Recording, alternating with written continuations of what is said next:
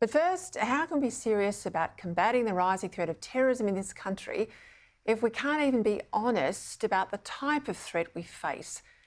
Yesterday, ASIO boss Mike Burgess raised Australia's domestic threat level from possible to probable.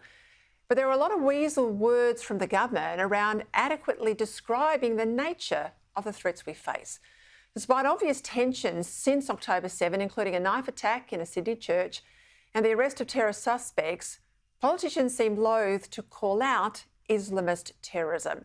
Even religiously motivated terror, well, that phrase seems too hard. Instead, as Greg Sheridan pointed out in The Australian in his column today, that we get a whole lot of nebulous terms like politically motivated violence, which could literally describe anything. Joining me now, very happy he's back, Sky News contributor Chris Uhlmann. Well, Chris, we are still, despite your break, you haven't come back at better times, we are still in troubled times. These discussions about terrorism and all the risks we face, the debate in the UK about what is driving people to riot in the streets, the divisions in the community that are decades old, don't we have to be honest when it comes to discussing this and understanding then why some people are motivated to try and kill others? I think we do, Peter, and to give Mike Burgess his due, and I am a great respecter of the man, and I'm glad that he's been reappointed. He's been very clear about this in the past at a Senate Estimates Committee earlier this year. He said that 70% of the investigations were on religiously motivated terror and that Sunni extremism was the major concern in the security space. So I think he's been quite clear about that in the past. I have actually asked ASIO to explain this year why it was that they're starting to use terms like politically motivated terror and religiously motivated terror. And their argument is that the base of concern has broadened quite a bit in recent times. And they point, by the way, to the shootings in Queensland, which was a terror shooting in their estimation, was done by Christians. So I do understand why they are broadening the base and why they're bringing in new terms. And now it seems that concerns are on all fronts. But I don't think you should hide from the fact that when it comes to the major concern that Australia has about the kind of terrorism which would result in mass killings is Sunni extremism. And then you can say, but by the way, there are a whole lot of other areas that we're concerned about as well.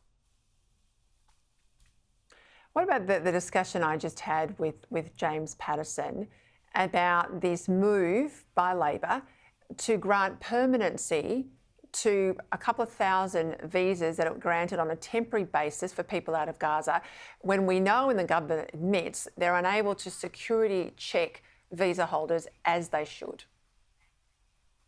Yeah, and I think we've talked about this before, is that the Labor Party finds itself in an extremely difficult position because of its own base, because of its own membership, which now is largely pro-Palestinian. I think there's been a big change over time when we've seen, of course, since when I was growing up back in the 1960s and 70s, there was no bigger supporter of the State of Israel than Labor. The Labor Party's history, in fact, is that it was the party of government at the time that Israel was established as a state, and Doc Evatt was the person who shepherded that through the General Assembly. The Labor Party used to be very, very proud of that.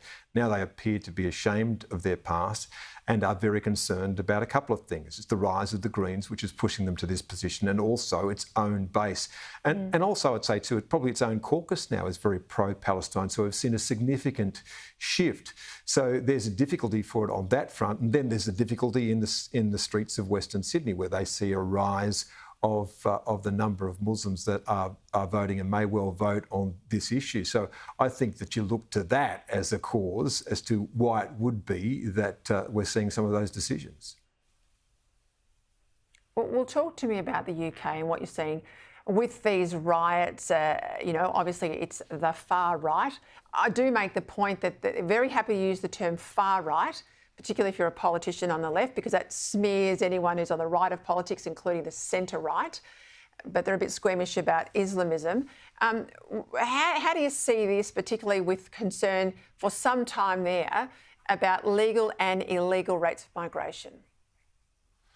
Well, I think your conversation with Nick Cater nailed it. It is that there has been a concern for a long period of time among the populace about mass immigration and the way that's changing their communities, the way that it threatens some people's jobs. It's been dismissed by the people running the countries because they don't live in the frontline suburbs. They don't see how this bounces. They're not in the western suburbs of Sydney and see how communities change. And that doesn't mean that Australians are essentially racist or that Brits are essentially racist. It just means their communities have changed really rapidly in their lifetimes, and they see now a group of people in their community who they don't believe ascribe to the same values as they do. They are patriots and they are concerned. Now, that does not ever condone any violence at all against other communities or specifically against the police, as we've seen in the United Kingdom, and that is a right-wing movement that we're seeing on the rise. But Peter, we have to ask the question as to where did this come from? Where does this rage originate? Now, there is undoubtedly in some of these communities an element of racism in that, but there's a larger group of people who've been concerned about what's happening to their society, and they feel frustrated because no one ever actually listens to their concerns and nothing ever actually changes. So unless the people who are running countries start to get the message that there is a real and present danger in the policy settings that they've put in place, which is driving some people to these extreme positions, then there'll be no cure for it.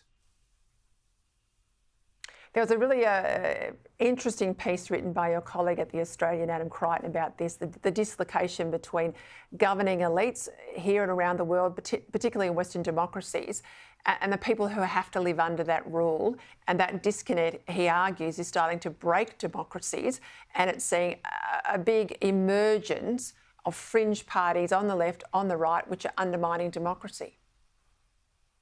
Yeah, well, I've been away, and as you point out, I've come from Europe, and you can see the brittleness across all of these societies in the European Union, and of course in the UK's case now outside it. Yeah, we've seen some far-right extremism in the UK, but we've seen far-left extremism as well. And one thing I'll say to you, Peter, is going around a whole bunch of cities, Prague and Vienna and the northern parts and cities of Rome, the one thing I can tell you, when you're going through those cities that you see is the police vans outside the synagogues, because the main threat of violence in Europe now to a particular community is the threat of violence by pro-Palestinian groups towards the Jewish community.